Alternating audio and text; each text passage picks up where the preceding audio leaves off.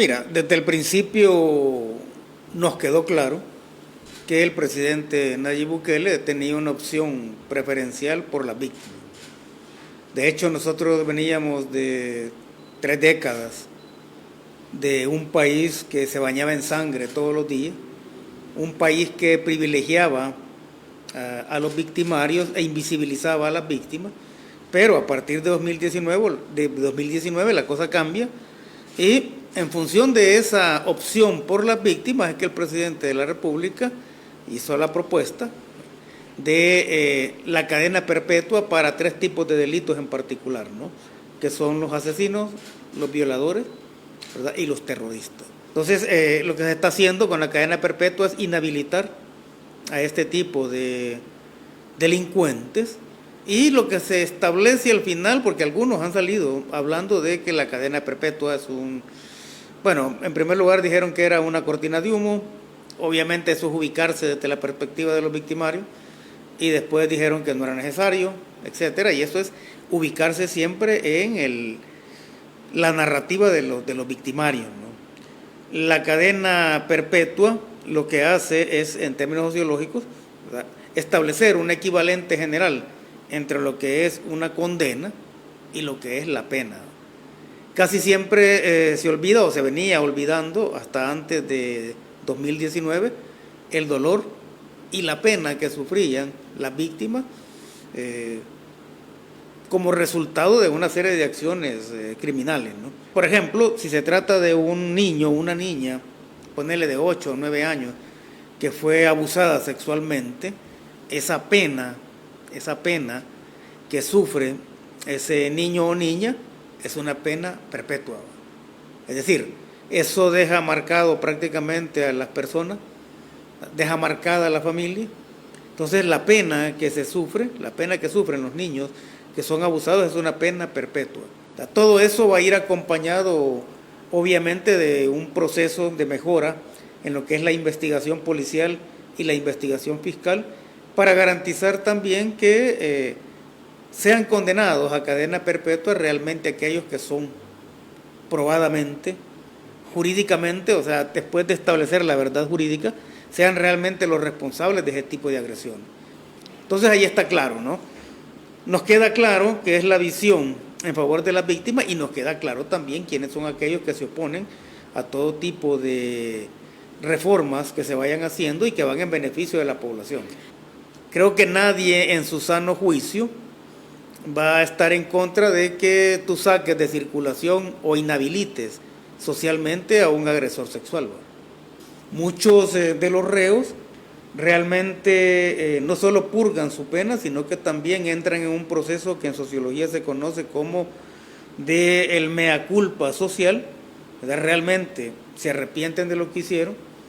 Hay una serie de decisiones que uno toma en un segundo y que te pueden cambiar la vida, pero que realmente en términos de comportamiento individual no es una característica cotidiana de estas personas, ¿no?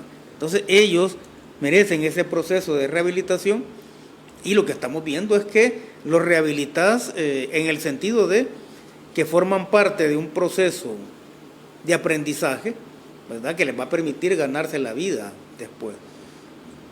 O sea, para muchos reos, durante toda esa época de la gran delincuencia, resultaba más fácil estar en la cárcel que estar en la calle. Bueno, de hecho, estando en la cárcel sabían que tenían techo, 3 tiempos de comida, muchos privilegios, ¿verdad?, que tenían algunos reos y que eran producto de toda la corrupción galopante que tenía el sistema penitenciario. Para muchos de ellos no resultaba mayor problema entrar y salir de la cárcel. De hecho, los líderes o muchos líderes de las pandillas desde la cárcel convirtieron las cárceles en un centro de operación de todas sus acciones. Allí tenían todos los lujos que se podían, ¿no? Están viendo que todo eso que se está construyendo y todo eso de lo cual ellos están formando parte va a ser heredado por sus hijos y sus nietos. Entonces hay una rehabilitación en términos productivos y hay una rehabilitación espiritual también, porque se está formando individuos que van a sentirse más comprometidos, no solo, ¿verdad?, con garantizar la seguridad de la sociedad, sino que también se van a sentir más comprometidos con ser parte de este proceso de transformación del país que estamos viviendo, ¿ya?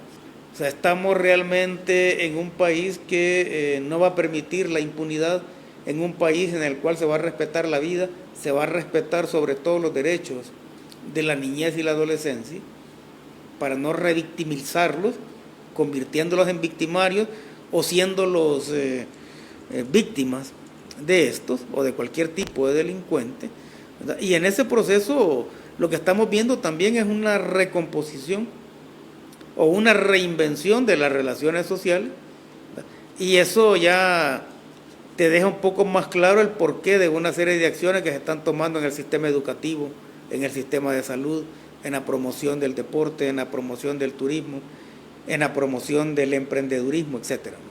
O sea, estamos reconstruyendo el país y eso no solo es una acción política, económica, social y cultural, sino que también debe ser coherente con una normativa jurídica que garantice la seguridad, ¿verdad? Pero no como un acto que sea frágil, sino que garantice la seguridad independientemente de quién esté en el gobierno. Si tú te fijas, una serie de organismos de derechos humanos, no solo nacionales como internacionales, a partir de que se empezó a resolver la ecuación crimen y castigo, que llevó a la cárcel, o que ha llevado a la cárcel a más de 90,000 delincuentes, tú has visto cómo estos organismos de derechos humanos han puesto el grito en el cielo y han alegado siempre que se están violando los derechos humanos.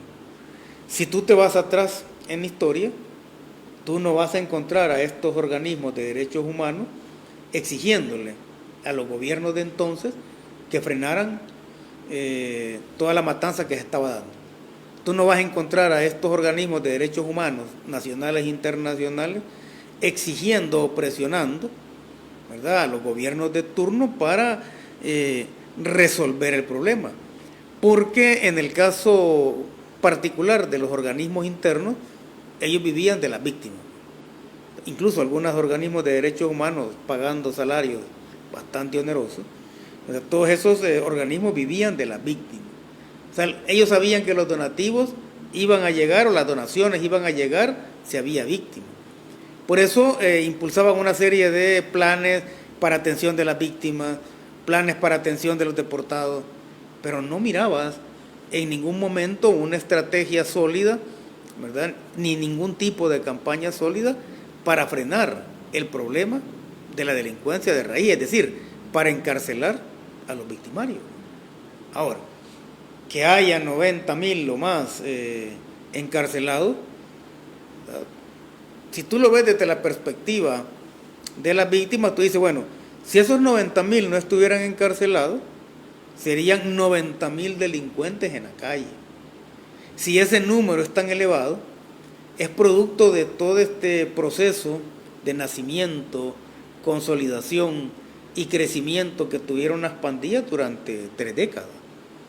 Si es que acá, cuando uno hace un análisis estadístico de cómo se ha venido comportando el fenómeno de las pandillas, en promedio tú te das cuenta que estas crecían en alrededor de 6,000 miembros por año.